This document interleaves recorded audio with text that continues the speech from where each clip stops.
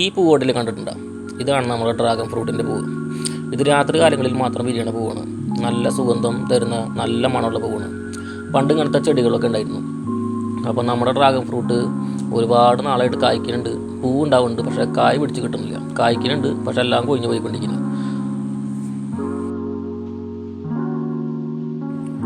Hand pollination നമ്മൾ ചെയ്യുമ്പോൾ ഒരു ചെറിയ ബ്രഷ് കൊണ്ട് അതിൻ്റെ പൂമ്പൊടിയൊക്കെ ശേഖരിച്ച് ഒരു കടലാസിലോ ഒരു ചെറിയ പാത്രത്തിലോ ഇട്ട് വീണ്ടും ആ പൂവിൻ്റെ ഉള്ളിൽ തന്നെ നിക്ഷേപിക്കണം.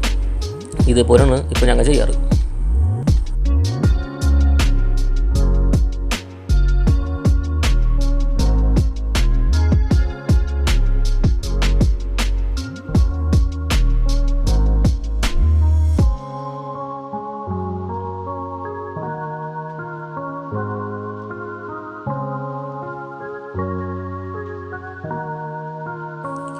പൂക്കളിങ്ങനെ ഒരുപാട് കൊഴിയണ കാരണം നമ്മൾ ചെയ്യുന്നതാണ് ഹാൻഡ് പോളിനേഷൻ. എല്ലാവരും ചെയ്യുന്നുണ്ട്, നമ്മളും ഒരുപാട് ചെയ്തിട്ടുണ്ട്, പക്ഷേ ഇതുവരെ പിടിച്ച് കിട്ടിയിട്ടില്ല. അപ്പോൾ ഇന്നും ഇത് തന്നെയാണ് പരിപാടി. ഒരു 20ഓളം പൂവ് ഇപ്പോൾ നിലവിൽ കൊഴിഞ്ഞു പോയി. രാത്രി കാലങ്ങളിൽ പൂക്കണ കാരണം ഈ രാത്രി ഇത് ചെയ്യാൻ പറ്റുള്ളൂ. അതുമാത്രമല്ല, ഇത് ഒരുപാട് മുള്ളുള്ള കാരണം സൂക്ഷിച്ച് വേണം ചെയ്യാനായിട്ട്.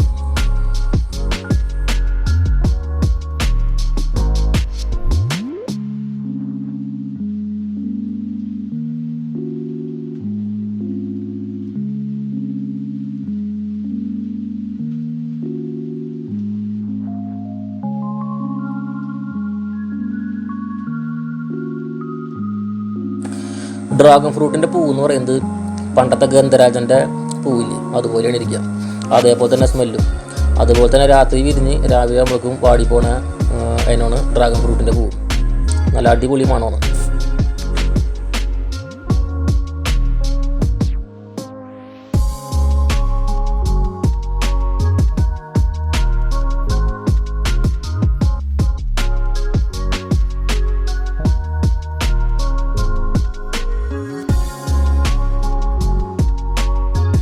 നമ്മളിൽ 3 ടൈപ്പ് ഡ്രാഗൺ ഫ്രൂട്ടാണുള്ളത്.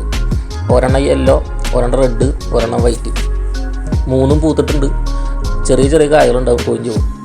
ഇത് തന്നെയാണ് സ്ഥിരമായിട്ട് നടന്നുകൊണ്ടിരിക്കുന്നത്.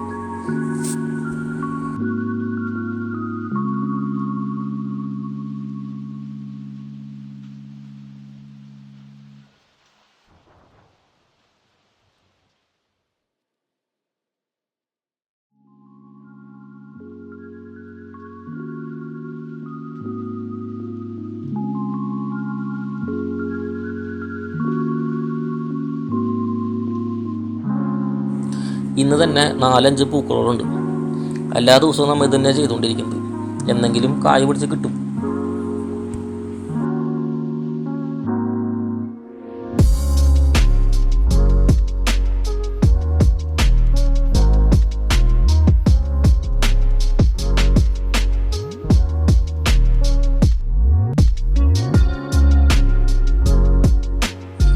ഹാൻഡ് പോളിനേഷൻ എന്ന് പറയുന്നത് ഓരോ പൂവിൽ നിന്നും പൂമ്പൊടി ശേഖരിച്ച് വീണ്ടും അതിൽ തന്നെ നിക്ഷേപിക്കുന്നതിനെയാണ് ഹാൻഡ് പോളിനേഷൻ എന്ന് പറയുന്നത്.